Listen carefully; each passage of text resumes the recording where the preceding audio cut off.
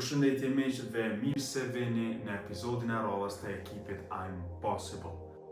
Pa marrë parasysh se sot jam I vetëm qysh po mundeni edhe me, po prapë se prapë do e fusim këtë episod në playlistin e podcastit, për ndryshe sot e kemi një video me të vërtet speciale për ju.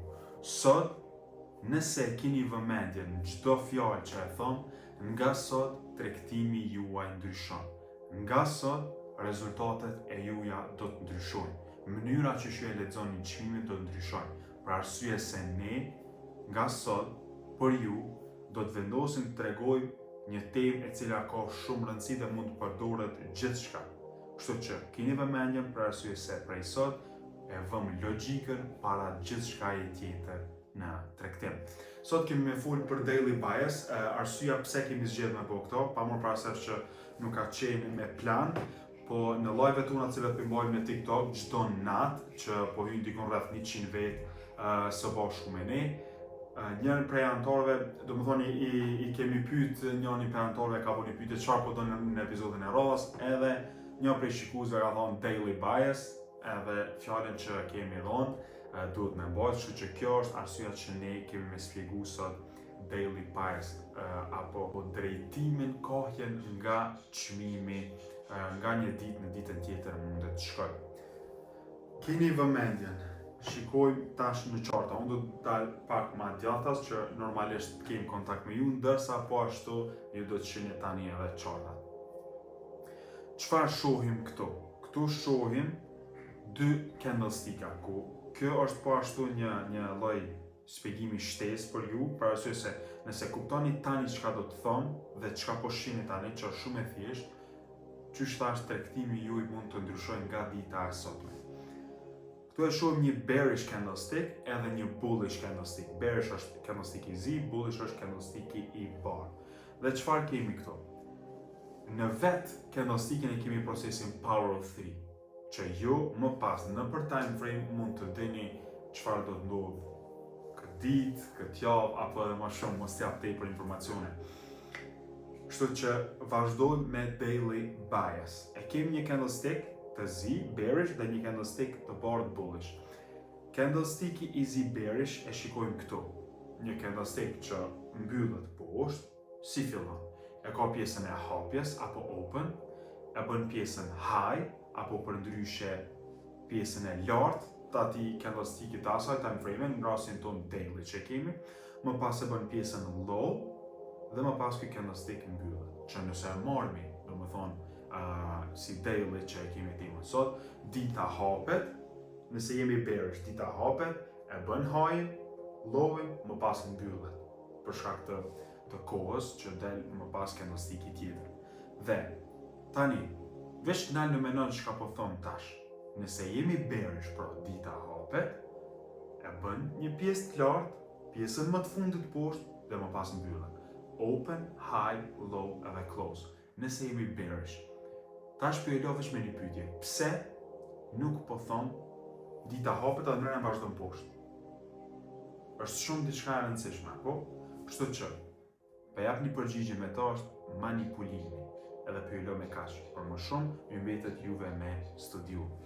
Dhe e kemi candlestickin bullish.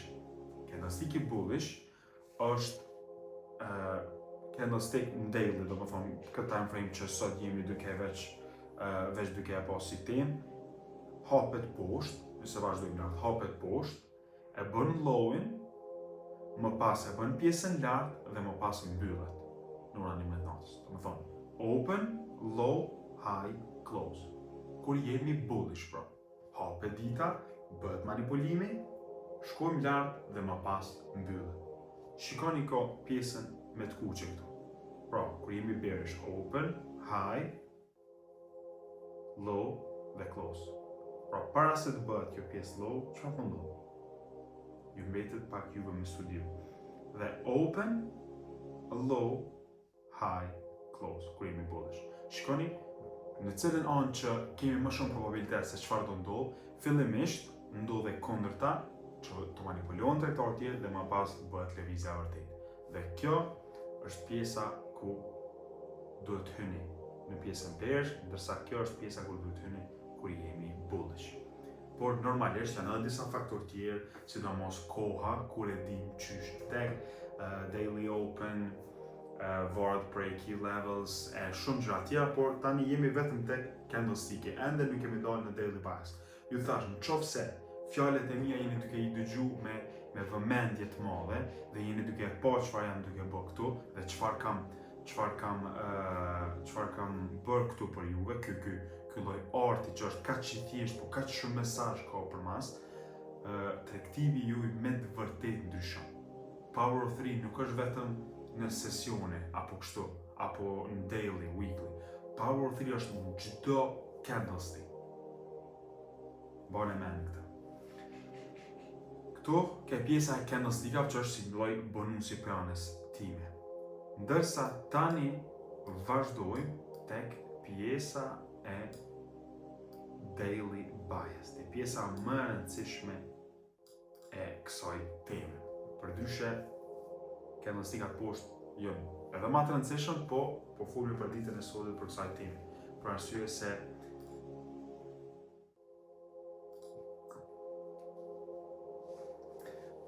arsye se kjo është ajo që ne do të flasim sot. Pra, kemi të bëjmë me daily bias.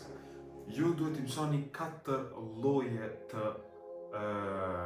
gjërave, do me thonë sikur për match. Duhet të mësoni 4 lloje, 4 mënyra të leximit, çmimit, po flasim për daily time frame. Edhe normal që ka faktor tjerë, po kjo është veç për bias, për kohjen e drejtimit se çysh marketit ditën e nesërme mundet me vepru, gjithmonë sipas probabilitetit.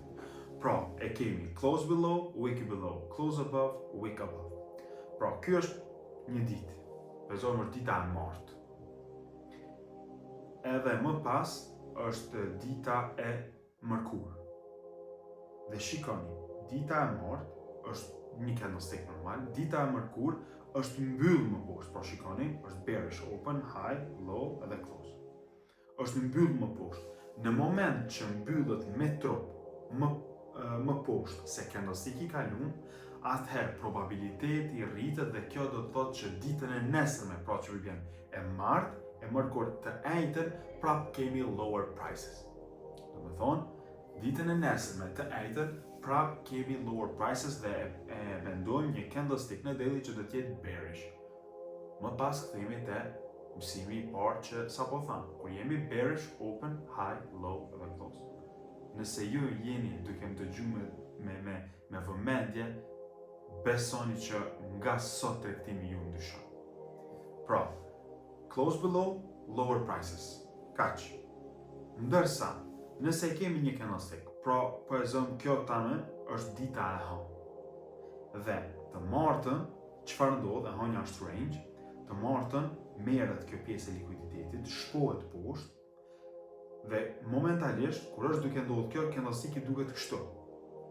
Pra arsye se është duke ardhur poshtë. Dhe çfarë ndodh deri kur të mbyllet? Pezon mbyllet dita, këtu e kemi low of the day, në një orë caktuar si gjithmonë. Kjo është pjesa ku na e bëjmë tregtimin këtu.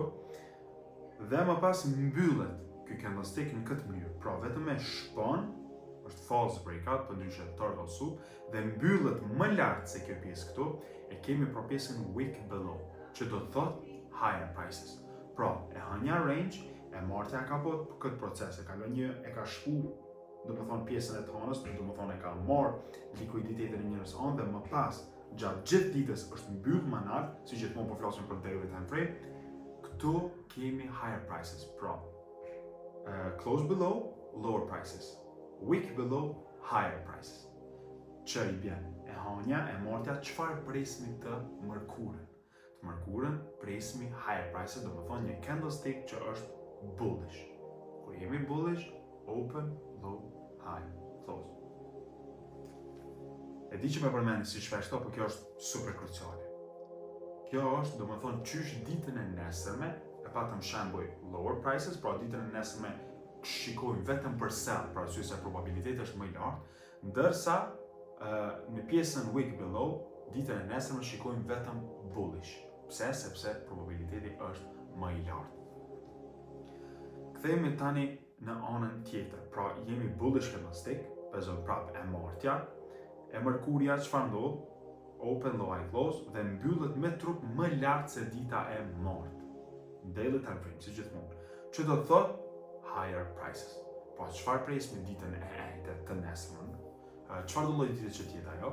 Presim open, low, high, close, do të thonë bullish candlestick. Prap çmimi me vazhdu bullish.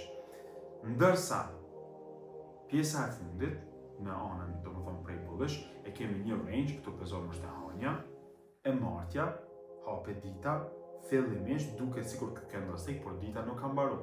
Gjithmonë i shikoni candlestickat kur të mbaron ajo time frame. Qoftë 4 orë, pasi të kryet 4 orë dhe deli rivi, e shikon candlestickin e parafundit. Sikur këtu. Pra, dita e hënë e martë e ka marrë këtë pjesë të likuiditetit, i ka manipulu gjithë në një anë, dhe çfarë presmi ditën tjetër të mërkurën është bë wick above, që do të thotë lower prices. Pra, ditën tjetër presmi marketi që të hapet, ta bëjë manipulimin lartë dhe më pas targetohet pjesa poshtë e likuiditetit. Më thonë, close below, lower prices. Wick below, higher prices.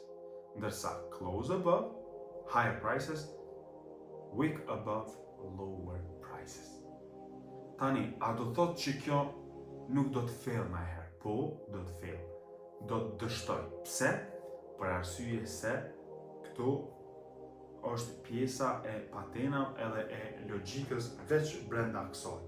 Po normal, si kur 1 minutë, si në daily time frame, çmimi, do me thonë, e ka rrjedhën e vetë, me shumë candlesticka, me order flow, me key levels, me time frame, me kohë, njëra për tjetërës, që kemi thonë, para ne, i gjithë shkurti, hini shikon e vetë, i gjithë shkurti ka lëviz dikon poshtë e lartë 318 pipa, nga pjesa më e poshtme deri te më e larta, ndërsa vetëm java e parë e marsit ka të kalu gati dikon 500 pipa nëse nuk ka për, 450 plus sigurt. Për çfarë arsye? Për arsye të kohës. Do me thonë, mundi mi shiku këto ditë të fundit për zonë në EURUSD, shikoni gjithë ka po close above, close above, close above.